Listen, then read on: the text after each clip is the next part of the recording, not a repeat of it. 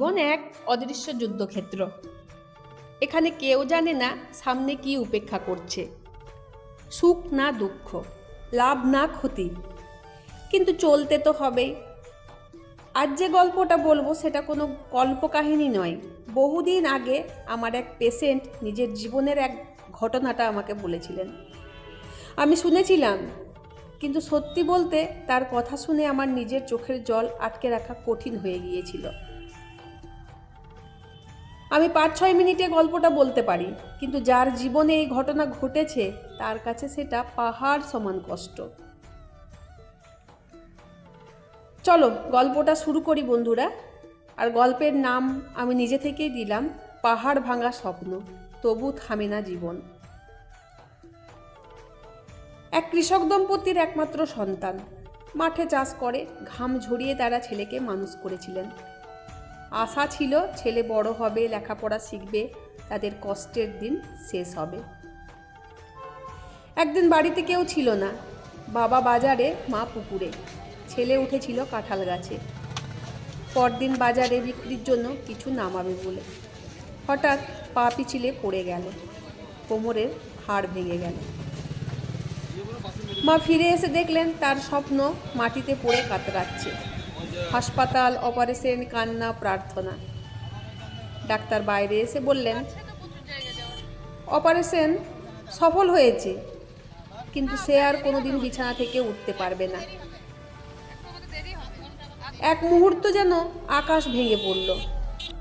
মা বললেন, হে ঈশ্বর, যদি প্রাণ নিতেই তবে আমারটাই নিতে পারতে। দিন গেল, বছর গেল, মা বাবা ছেলের সেবা করে যাচ্ছেন। বাবা আজও সবজি বিক্রি করেন, সেই টাকায় ছেলের ওষুধ চলে। ছেলে বিছানায় শুয়ে ভাবে, যে সময় আমার মা বাবাকে দেখার কথা ছিল আজ তারা আমাকে দেখছে। যে পেশেন্ট আমাকে এই গল্পটি বলেছিলেন তিনি নিজেই সেই ছেলেটির বাবা। আজও লড়াই করে যাচ্ছেন, মুখে হাসি রাখেন, কিন্তু ভিতরে কতটা ব্যথা তা শুধু নিজেই জানেন। সেদিন তার কথা শুনে আমি বুঝেছিলাম, জীবনের যুদ্ধ মানে শুধু জয় বা পরাজয় নয়, জীবনের যুদ্ধ মানে দায়িত্ব, ভালোবাসা আর না হারার প্রতিজ্ঞা। পাহাড় সম কষ্ট মানুষকে থামাতে পারে না যদি হৃদয়ে থাকে ভালোবাসা। এই গল্পটা তোমাদের সাথে অনেকদিন থেকে আমি শেয়ার করছিলাম, কিন্তু আমার শেয়ার করা হয়ে উঠছিল না কিছু কারণবশত। তো ভাবলাম চলো আজকে এই গল্পটা তোমাদের সামনে তুলে ধরি। এই কারণেই তোমাদের সামনে তুলে ধরি যে মানুষের জীবনের আয়ু খুব কম, এই আছি এই নেই, কারণ আমি আমার মাকে দিয়ে সেটা উপলব্ধি করতে পারলাম। কোনো মানুষ যদি বিছানায় পড়ে থাকে তো সেই মানুষটার নিয়ে চিন্তা করা যায় না, মানুষটা তো চলে যাবে, কিন্তু কোনো মানুষ যদি হঠাৎ চলে যায় সেই জিনিসটা কিন্তু মেনে নেওয়া যায় না।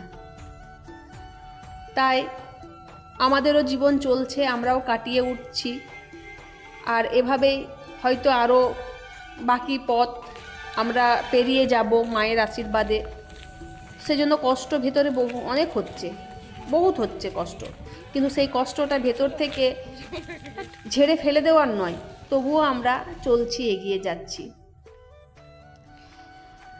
যাই হোক বন্ধুরা, গল্পটা তোমাদের কেমন লাগলো একটু জানাবে কমেন্টে। আর এই দেখো আমরা আজকে এসেছি খাটুশ্যাম বাবার মন্দির, আমি, মেজদি আর রিমি। যারা যারা রিমিকে দেখতে চাইছিলে তারা তারা আমার এই ভিডিওর মধ্যে রিমিকে দেখে নাও। ওর বিয়ের ফটো ভিডিও সবই তো আসতে চলেছে, আসবে।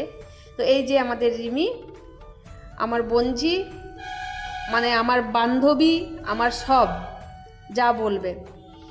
তো এই যে আমাদের রিমি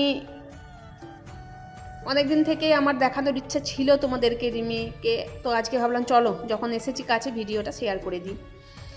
এখানে এসেছি মাসির বাড়ি, মাসি তো মারা গেছেন অনেক দিন আগে। এখানে এটা আমার বড়দা বললো কিছু খেয়ে যা, আমরা বললাম না কিছু খাবো না। বড়দা বললো না কিছু খেয়ে যেতেই হবে, সেজন্য রবিবার দিন ছিল, আমার তো নিরামিষ। বড়দা কুমড়ো কাটছে, পকোড়া বানাবে সেই জন্য। আর বড়দা খুব সুন্দরভাবে বানায়, আর জিনিসপত্র দেখছো কৃষ্ণভাবে কাটে।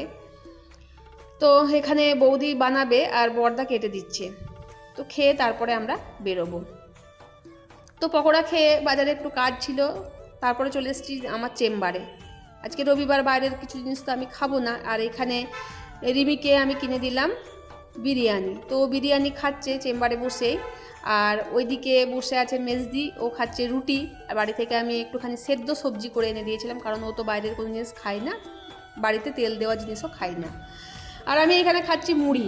কি আর জুটবে আমার কপালে, কারণ অনেকটাই লেট হয়ে গেছে, এখন বাজছে প্রায় 2:30 থেকে 2:45, আর খিদেও পেয়েছে প্রচণ্ড জোর, কারণ খাইনি কিছু। আর বাড়ি থেকেই না খেয়ে বেরিয়েছিলাম আজকে এই কারণে যে শ্যাম মন্দিরে প্রণাম করব বলে, একটুখানি মন্দিরের ভেতরে ঢুকেছিলাম, প্রণাম করেছিলাম, মনটা একটুখানি ভালো লাগলো। ঈশ্বরের কাছে সব প্রার্থনা জানালাম, ঈশ্বরকে জানালাম যে মনের শান্তি দিতে সবারই। তো আমাদের 4 বোনের মনেই সত্যি এতটা পরিমাণে বোঝা চেপে আছে যে কি বলবো, মা মারা যাওয়ার পর থেকে। তো কখন কে কি কাজ করছি না করছি আমরা নিজেই কিন্তু ঠিক করতে পারছি না, এই ঘটনা সব ঘটছে আমাদের সাথে। তো চলো বন্ধুরা, আজকের ভিডিওটা আমার এই পর্যন্তই। দেখা হচ্ছে তোমাদের সাথে আবার কোনো নতুন ভিডিওর সাথে। ততক্ষণের জন্য তোমরা সবাই ভালো থেকো, সুস্থ থাকো, নিজেদের খেয়াল রেখো, আর এভাবেই আমার পাশে থেকো আর দেখতে থাকো আমার সাথে আমার গল্প এবং ভিডিও।